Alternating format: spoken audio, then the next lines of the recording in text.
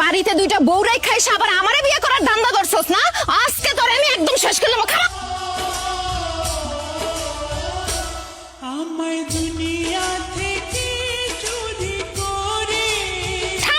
কি অবস্থা করলো আমার গাড়িটাকে? আরে রাখেন আপনার গাড়ির অবস্থা। আগে বলেন আপনি এই রাস্তা দিয়ে গাড়ি ঢুকাইছেন কেন? রাস্তা থাকলে গাড়ি তো আসবে, সমস্যা কি? এইটা পায়ে হাঁটার রাস্তা, সামনে গর্ত আছে, আপনি গাড়ি লয়ে হেন্দে কই যাইবেন? আমি যাব সরকার বাড়ি।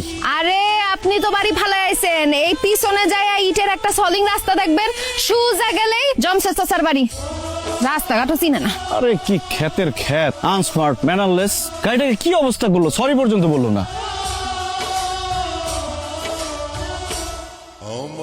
এত দেরি হলো কেন? তো অনেক আগে আসার কথা। আরে দেরি হয়েছে, রাস্তা ভুলে গেছিলাম। কত বছর আগে আসছো, তখনকার রাস্তা আর এখনকার রাস্তা কি এক আছে? বদলাই গেছে না? আরে বাইকনার গাড়ি থেকে মালপত্র সব নামায় ঘরে রাখ। মামা মালপত্র পরে না আমার। আবু ভাই তুমি যাও, আমার গাড়িটা ধুই ধুইব। গাড়ির অবস্থা খুব খারাপ। 1000 টাকা নাও, সাবান শ্যাম্পু যা লাগে কিনা গাড়িটা একদম চকচক করবা। যাও। এই গাড়ি ধুইতে আবার 1000 টাকা লাগে, 100 টাকা দিলেই তো হয়। মামা দামি গাড়ি, 100 টাকা দিয়ে হবে না। তোরা খাড়া আছিস কেন? যা পুকুরে জাল ফেলা, বড় মাছটা ধরে নেয়। আরে যা না, খাড়া আছিস কেন?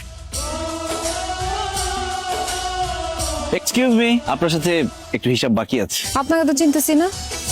বুবু, এটা আমাকে জয় ভাই, আমার বড় পুকুর ছেলে, গ্রামে বেড়াইতে আসছে। ও হ্যাঁ, আচ্ছা কি বলবেন বলেন। আপনি যে কালকে আমার গাড়ির এত ক্ষয়ক্ষতি করলেন, জরিমানা তো দিলেন না। জরিমানা না দেন, অন্তত সরি বলেন। সরি বলবো কেন? আমি তো কিছুই বুঝতেছি না। ও গ্রামের খ্যাত, সরি বলতেও জানে না। What do you mean by গ্রামের খ্যাত? ওরে বাবারে, আবার দেখি ইংলিশও বলে। আমি যদি গ্রামের খ্যাত হয়ে থাকি তাহলে আপনিও গ্রামের খ্যাত। আমি সৈয়দ বংশের ছেলে। আমার দাদা সৌদি আরব থেকে আসছে এখানে। কথা বলার আগে ইতিহাসটা একটু ভালো মতো জাইনা নিয়েন। সৈয়দ বংশের অবস্থা যদি এতই ভালো থাকতো তাহলে তারা সৌদি থেকে ভাগ্যের খোঁজে এই গ্রামে আসতো না। আপনার দাদা ভাগ্যের সন্ধানে এই গ্রামে আসছিল। তারা কিন্তু সৈয়দ বললে কেউ চিনতো না, সবাই চিনতো সৈয়দ মাস্টার বইলা, কারণ সে সরকার বাড়ির জায়গির মাস্টার ছিল। তারপর আপনার দাদা এই গ্রামেই বিয়ে করছে, আপনার আব্বার জন্ম হয়েছে এই গ্রামে, আপনার আব্বা আবার এই গ্রামেই বিয়ে করছে। সো আমার থেকে বড় খ্যাত কিন্তু আপনি, খ্যাত ভাইয়া। মুখের উপরে আপনার ঠাস ঠাস করে কেমন অপমান করে গেল? অপমান করছে ঠিক আছে, কিন্তু অপমান হজম হতে দিব না।